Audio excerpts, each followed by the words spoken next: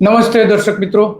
આજે ગુજરાતના રાજકારણમાં જાતિવાદ હમણાં છેલ્લે જે ઊભો થયો છે એની કેટલીક વાત કરવી છે. વાત એટલા માટે કરવી પડશે કે નરેન્દ્ર મોદી વડાપ્રધાન બનવા માટે સદભાવના ઉપવાસ આખા ગુજરાતમાં 33 સ્થળોએ અલગ અલગ રીતે કર્યા હતા. શરૂઆત જીએમડીસી અમદાવાદથી શરૂ કરેલી. જીએમડીસી ગ્રાઉન્ડ છે ત્યાંથી દેશભરના નેતાઓને એમણે આમંત્રિત કરેલા અને દરેક જગ્યાએ નરેન્દ્ર મોદીએ વાત કરી હતી કે જ્ઞાતિવાદ ને હું નેસ્ત નાબૂદ કરવા માંગુ છું. જ્ઞાતિવાદે દેશને ખતમ કરી નાખ્યો છે, એટલા માટે આપણે જ્ઞાતિવાદને જાકારો આપીએ, આવી વાત કરી હતી નરેન્દ્ર મોદીએ. પરંતુ જ્યારથી નરેન્દ્ર મોદી રાજકારણમાં આવ્યા છે 1985-86 થી, ત્યારથી મોદી સાહેબનું રાજકારણ જ્ઞાતિ આધારિત, ધર્મ આધારિત રહ્યું છે અને આ બધાની સાથે વિકાસને જોડી દે છે. એટલે જે આ વાત છે મોદી સાહેબની, તો એમણે જે વચનો આપ્યા હતા, એમણે જે વાત કરી હતી કે જ્ઞાતિવાદ આધારિત જે છે એ રાજકારણ ન હોવું જોઈએ, આ સદભાવના ઉપવાસ એના માટે છે, વિકાસ માટે છે, જ્ઞાતિ આધારિત રાજકારણ છે ને ખતમ કરવા માટે છે. એમણે સાંભળીએ આ જે વાત કરી છે નરેન્દ્ર મોદીએ. આ ભાવનગરમાં વાત કરી હતી કે જ્યાં આ વાત કરી હતી એ પણ સાંભળીએ. એને જે સદભાવના ઉપવાસ વખતે વાત કરી હતી કે જ્ઞાતિવાદ ન જોઈએ. દુનિયાને ડંકાની ચોટ પર કહેવું છે કે આ જાતિવાદના ઝેર, આ કોમવાદના ઝેર એને દેશને બરબાદ કર્યો છે. આ વોટ બેંકની રાજનીતિએ દેશને બરબાદ કર્યો છે. આ વિકાસની રાજનીતિ દેશને બચાવશે અને ગુજરાતે રસ્તો પકડી લીધો છે અને આજે દુનિયાને મેં બતાવીએ છીએ. દુનિયાને મેં બતાવ્યું છે વિકાસનો નકશો ઉભો કરશે. જ્ઞાતિવાદ અને જાતિવાદને દૂર કરીને આ જે જાતિવાદ છે એને દેશને બરબાદ કરી મૂક્યો છે. તો નરેન્દ્ર મોદીનું રાજકારણ મોટાભાગનું ધર્મ આધારિત જ રહ્યું છે. એમણે જે ઉમેદવારો જે પસંદ કર્યા હતા પહેલેથી લઈને આજ સુધી, 2001માં જે એમણે જે બધા જે ઉમેદવારો નક્કી કર્યા હતા ત્યારે એવી જ હાલત હતી. વડાપ્રધાન થયા પછી નરેન્દ્ર મોદીએ 2017ની જે ચૂંટણી આવી એમાં જે મતદારો હતા એ પ્રમાણે એને ટિકિટો આપવાના બદલે જ્ઞાતિ આધારિત ટિકિટો આપી હતી. આપણે જાણીએ છીએ કે ઓબીસી મત જે છે ગુજરાતમાં 48-60% આસપાસ રહે છે. અલગ અલગ પ્રમાણે મત રહે છે એમાં. તો આદિજાતિ મતો જે છે એ લગભગ 15% છે. પાટીદાર મતો છે 11%, લેવા પટેલ અને બાકીના જે છે ને લગભગ 15%ની આસપાસ થાય છે. ક્ષત્રિય મતો જે છે 5%ની આસપાસ રહે છે.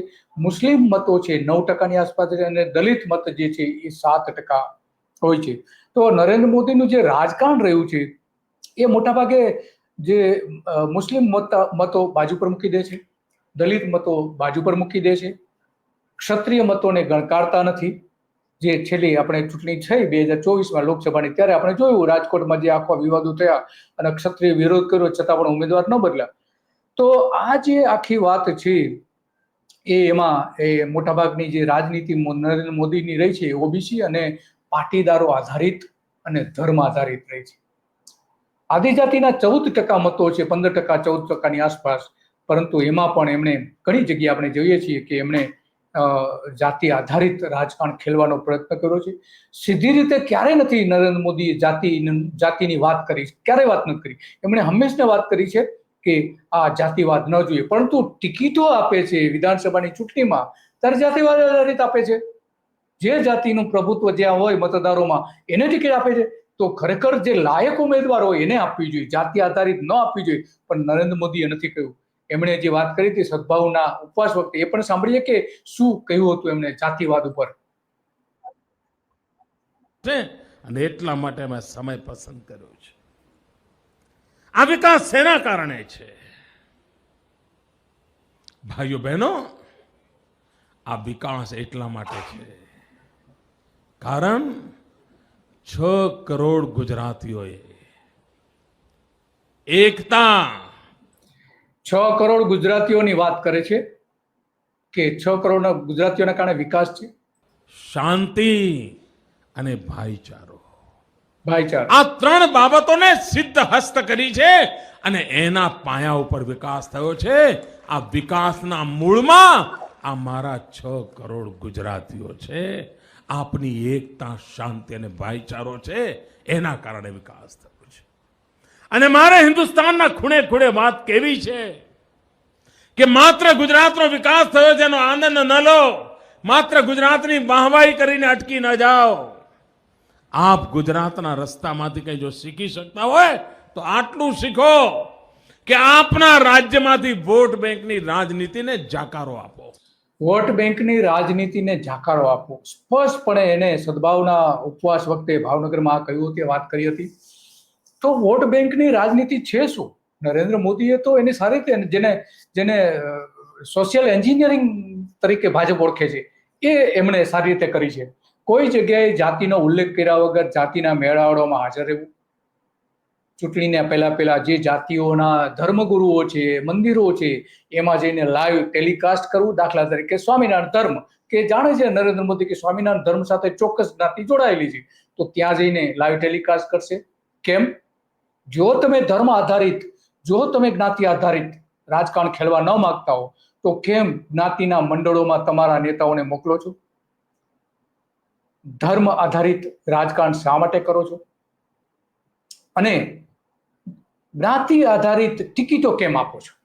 એ સવાલ તો આજે નરેન્દ્ર મોદીને પૂછવાનો થાય છે, જ્યારે એમણે વાત કરી હતી કે આ રાજકારણ આપણે ખતમ કરવું છે.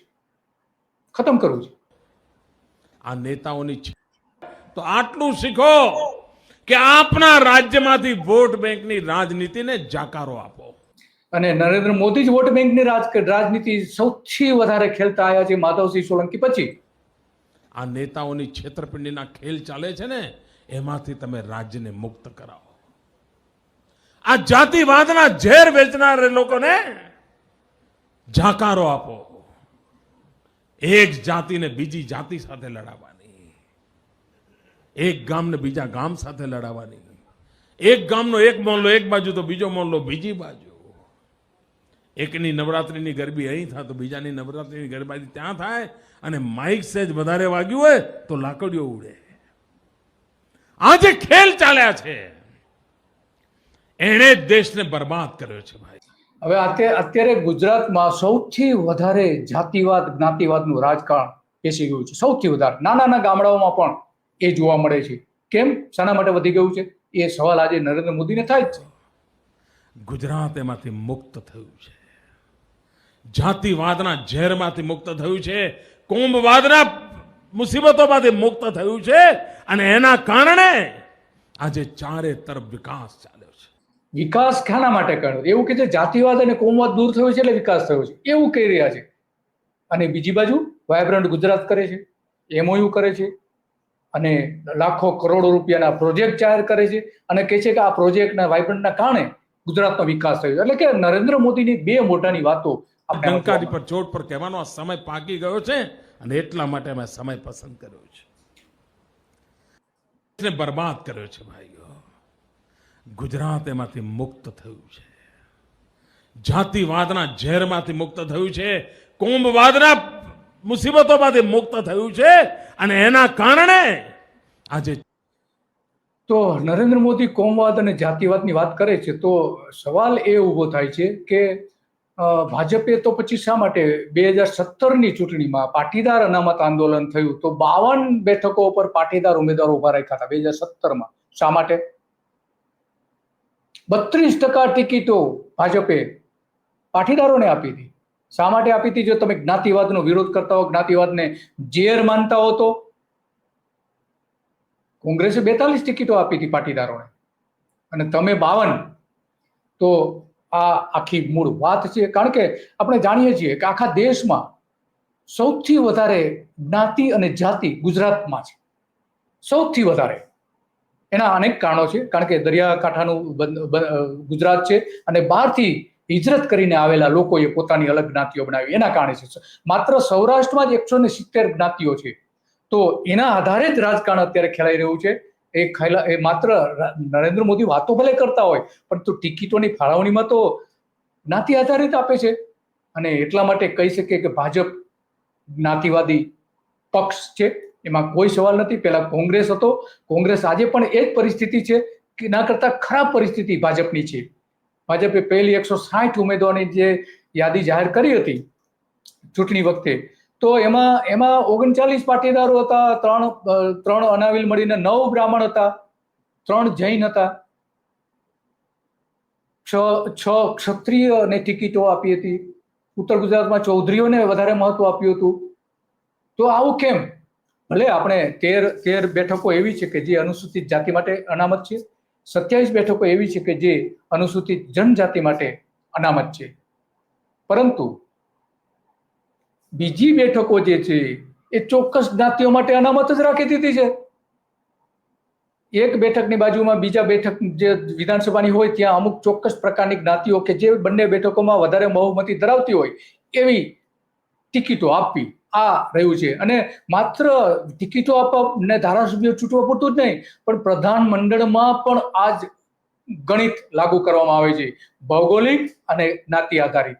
હવે ભૂપેન્દ્ર પટેલનું જે પ્રધાનમંડળ પેલું હતું એમાં જે આપણે જોઈએ છીએ કે એમાં 7 પાટીદારો હતા, ઓબીસી 5, ક્ષત્રિય 3, બ્રાહ્મણ 2, દલિત 2, આદિવાસી 3, જૈન 1. તો જેની વસ્તી વધારે છે એના ઓછા તમે બનાવો છો. જ્ઞાતિના આધારે ખરેખર તો જે પછાત જ્ઞાતિઓ છે એના વધારે હોવા જોઈએ એવું એક સર્વસામાન્ય નિયમ છે, પરંતુ વાસ્તવમાં તો એવું હોવું જોઈએ કે જે સારી લાયકાત ધરાવતા હોય એને જ પ્રધાનો બનાવવા જોઈએ, કોઈ જ્ઞાતિ આધારિત ન હોવા જોઈએ. અને એટલા માટે આજે આપણે વાત કરવી છે કાલચક્રમાં, કે નરેન્દ્ર મોદી એવું કહે છે કે પોતે જ્ઞાતિને ઝેર જે ફેલાઈ ગયું છે એને દૂર કરવા માંગે છે, અને આ વાતો કરીને એ વડાપ્રધાન સુધી પહોંચી શક્યા હતા. બસ આજે આટલું જ, અને આવી જ બાબતો ઉપર આપણે કાલચક્રમાં ચર્ચા કરતા રહીશું. અને અમારી જે યુટ્યુબ ચેનલ છે એને તમને નોટિફિકેશન ન મળે તો તમે અમારી ચેનલમાં જઈને પણ ટીવી પર આ કાર્યક્રમો જોવાનું ચાલુ રાખજો. નમસ્તે.